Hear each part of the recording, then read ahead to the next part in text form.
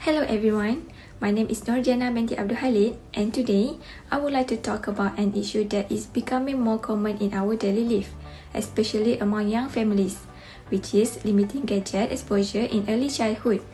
In today's digital world, gadgets such as smartphone, tablet, and television have become a normal part of our life. We use them to work, study, communicate, and entertain ourselves. Because of this, gadgets have also entered the life of young children, even toddlers and babies. While technology can be useful and educational when used properly, excessive screen time during early childhood can cause serious developmental problems. Today, I would like to persuade you that limiting gadget use is necessary to protect children's development, not to reject technology completely. Let me ask you a simple question. How many of you have seen a toddler quietly watching a phone while eating, sitting in a stroller, or waiting at a restaurant? This situation is very common today. Many parents give gadgets to their children because it is easy, fast, and effective in keeping them calm and quiet. Parents are busy, tired, and sometimes stressed, so gadgets become a quick solution. However, when gadgets become a daily habit, children slowly lose important opportunities to play, talk, explore, and interact with the people around them. This situation may seem normal in modern society, but it has long-term effect on children's growth and development.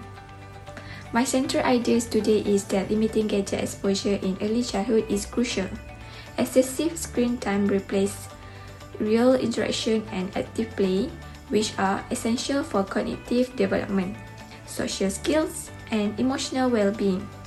Early childhood is a very important stage of life because this is when children learn how to think, communicate, behave, and manage emotion.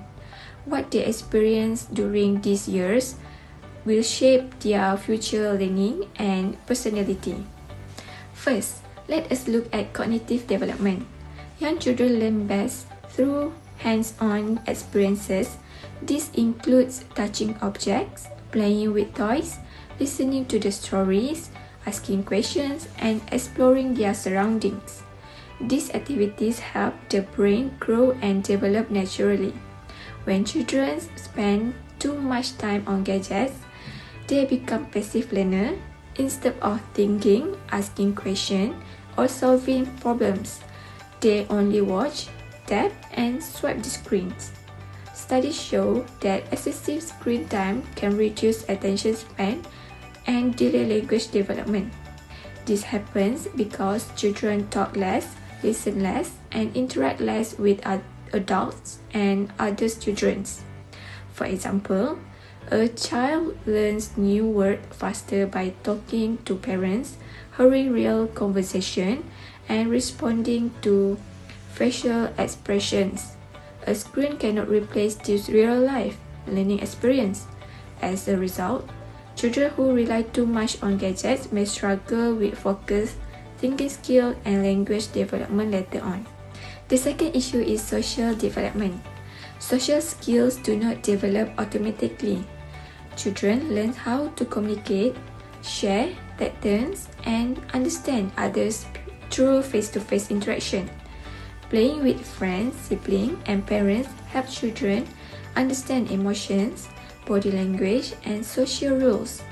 When gadgets replace social interaction, children may find it difficult to express their feelings clearly or communicate confidently. They may become shy, withdrawn, or uncomfortable in social situations. Over time, this can affect their ability to build friendships and maintain healthy relationships. In simple words, children learn to be social by socializing, not by watching the screens. Next, let us talk about emotional well-being. Children who depend too much on gadgets often struggle to manage boredom, frustration, and disappointment. When they feel bored, they immediately want a phone or tablet. When the gadget is taken away, they may become angry, cry, or feel anxious. This happens because children rely on screens for emotional comfort instead of learning how to regulate emotions naturally. Emotional control is developed when children experience real situations such as waiting, sharing, losing a game, or solving small problems. Without this experience, children may find it harder to cope with stress and emotion as they grow older. This concern is supported by research. According to Science Direct, excessive screen-based media used in young children is associated with negative effects on both cognitive and social-emotional development.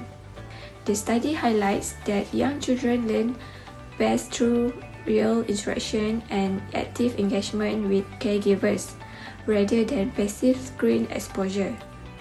This research clearly supports the idea that limiting gadget use with proper parental guidance is essential for healthy children development. However, the solution is not banning gadgets completely. Technology is part of modern life and it can be useful when used correctly. The key is balance and control. Parents should set clear screen time limits and choose age-appropriate content. More importantly, parents should encourage other activities such as reading books, playing outdoors, drawing, storytelling, and having family conversations. Gadgets should be used as a learner support tool, not as a replacement for human interaction. When gadget use is limited, children develop better communication skills because they spend more time talking, listening, and interacting with the people around them. This helps them express their thoughts and feelings more clearly and confidently.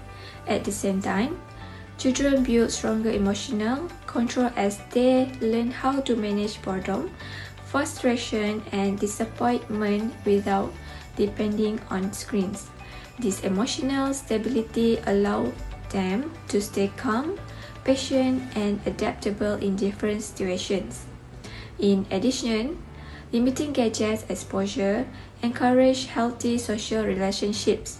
Children learn how to share, cooperate, and understand others through real face-to-face interaction and play.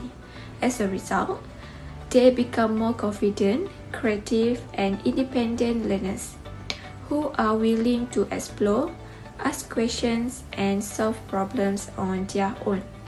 This important skill helps children perform better in schools and prepare them for future challenges, not only in their education but also in their personal and professional life. In conclusion, early childhood is a foundation stage for lifelong development. While gadgets are part of modern life, they should never replace real interaction and active play. By limiting gadget exposure in early childhood, we are protecting children's future growth and well-being. Thank you.